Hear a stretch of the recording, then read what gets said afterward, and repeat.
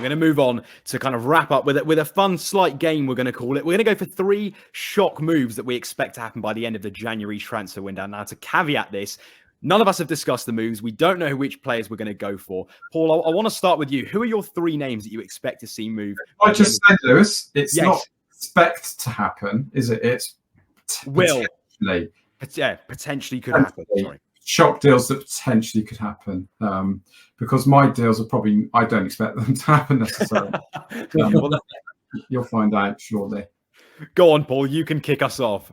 First one. I mean, it's been linked and it's been rumoured already, but I had this the other day when you sent me the running order for the show. Jesse Lingard to Everton. Ooh. Big call. Who are your other 2 then?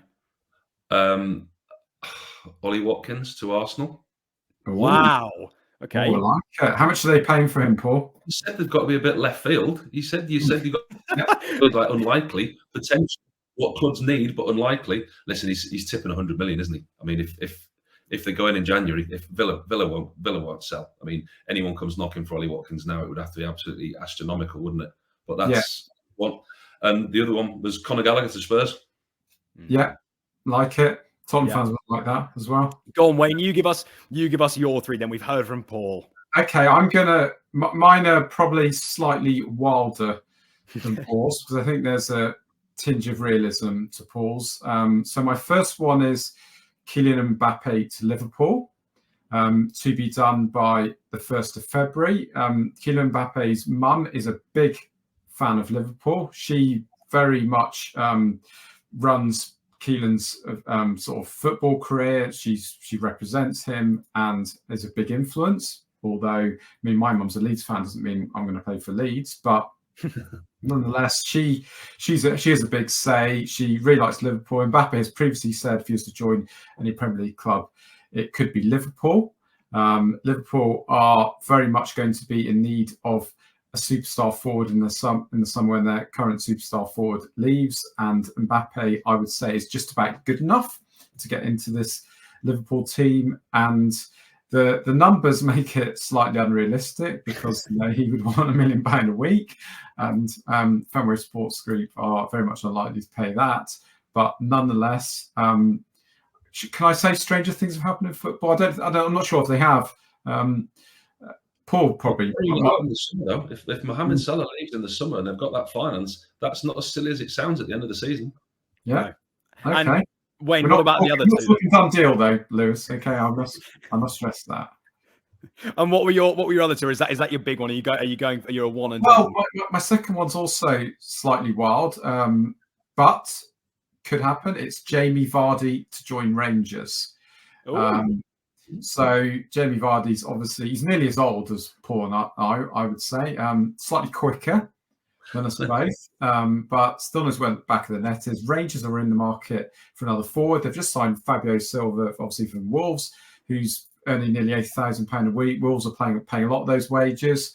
Jamie Vardy is on a stonking salary at Leicester as well, so that would involve Rangers having to pay all his wages. But a final swan song in Glasgow for a club with massive support, that might appeal to Vardy. I certainly would appeal to Rangers fans who need a proven centre forward, need someone who knows where the back of the net is. Dessers has been a disaster, so Disasi has been a disaster, and he would fit the bill perfectly for Rangers. I love that move. That's really fun. Wayne, if you're all done, I'm happy to share. So my 3 again, slightly left field, but we're going to go for it even still. Now my first point I'm going to make, I think David De Gea is going to go back to Manchester United on a short-term deal. Of course, we've now seen that Onana is going to AFCON. I think their number 2 that steps in, Altay Badnier, is not going to hit the heights that Eric Ten Hag's hoping for. So I'm going to make a call that David De Gea is going to return. My second choice. Now I went down. Newcastle. I'd be surprised with United, but I wouldn't be surprised at Newcastle. Okay, well, actually, my next player does involve Newcastle United because I went down the free agent market. I was weighing up who could potentially be on the move, and one name, of course, that's always spoken about every summer is Marco Reus. And I actually think Marco Reus could potentially be moving to Newcastle this January transfer window. I think they need leadership. I think they need goals. I think they need rejuvenation in attacking midfield, and I think he could be the man. And the third player, Ashley Barnes, Lewis. Ashley Barnes. Yeah. Well, sorry, Harvey Barnes. Sorry. That's I was going to say. Well, that would certainly be a shock. Harvey Barnes. Exactly, Harvey Barnes coming back. Yeah, that. No, maybe not. Then I don't know. Mark Royce is just going to elbow Barnes. Out of the way. I think he's going to stroll in there and he's just going to absolutely tear it up at 34. Now, my last choice, the one that certainly, and I would have been very surprised if either of you went for, I'm going to build it up as well, because he left Shandong Taishan as a free agent in November 2023. There was talk of him retiring. He denied that, as confirmed by Fabrizio Romano. Now, Everton sits 17th in the table, 1 point above the drop zone. And I believe that Marouane Fellaini is going to return to Everton on a 6-month deal to wrap up his footballing career. He's going to save them. The Toffees are staying up, and he's going to finish his career in style. So Marouane Fellaini to return. He would fit the playing style, wouldn't he? And he would be a Dyche type signing. I like that one. I'm glad. And if you've just watched a segment from Football Insider's brand new podcast, The Inside Track, with me, Lewis Pearce, alongside the guests on the show.